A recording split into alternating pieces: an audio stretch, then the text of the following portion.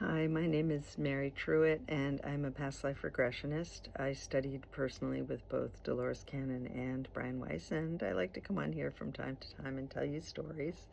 So, I wanted to tell you something today about a session I had this week that brought tears to my eyes. I mean, every once in a while, something happens in a session where you just say to yourself, like, you can't make this up. It's so profound.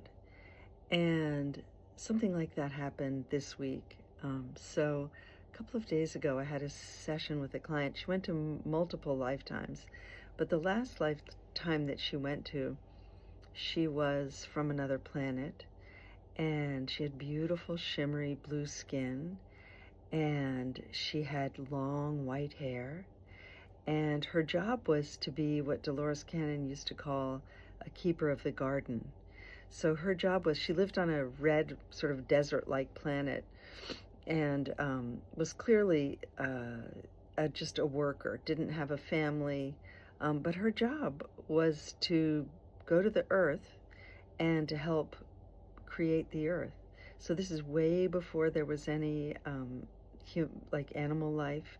It was all plants, and her job was to create plants that had medicinal properties. And she said she was working very hard on something that was a flower and then also bark, how bark and flowers had like different medicinal properties, and that was one of her problems she was trying to solve. And she would draw them three-dimensionally, and then they would be brought into reality, so to speak. Anyway, she loved the earth so much. And if you've read Dolores Cannon's book, Keepers of the Garden, then you know that the original people who created the earth had this profound love for nature and for the earth itself. So anyway, we got to the part of the session where it was the end of her life, and she was called back to go to her planet and to end her life there. But she wouldn't go. She refused to leave the earth. And rather than go back to her planet, she decided that she wanted to stay on the earth. And so what she did was, and this is the part that just like cracked my heart open, she cut off her hair and put it out on the ground for the birds to take to make a nest with. And she watched them do this, and it was very moving to her to know that she was going to leave a part of herself there. And then she lay down on the ground and died and was absorbed by the earth. And she knew that she kind of wasn't supposed to do that, but she didn't want to go back to her planet. And the other thing that I was thinking about today, and I forgot to look up what kind of bird this is, but many years ago I had a client who was a bird, and he was building a nest with sticks and mud.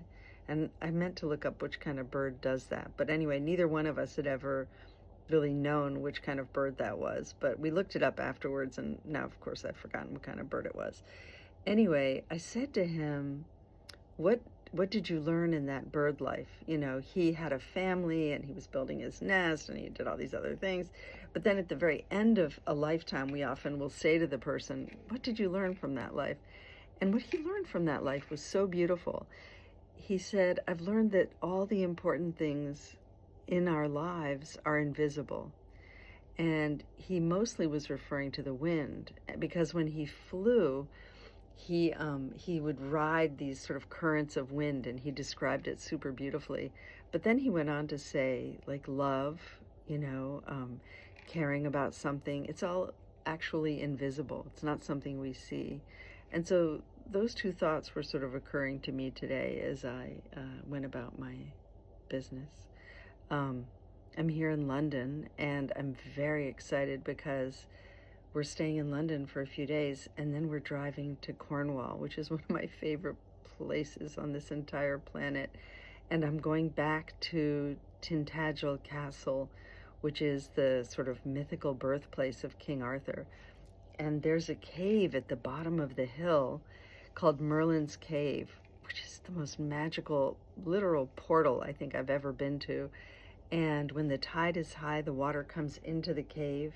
And then when the tide goes out, it leaves behind these incredible sort of stone cave with the most magical properties. So I'll be taking some videos there, I hope. In the meantime, I hope everyone is well, and I'll look forward to talking with you again soon. Bye.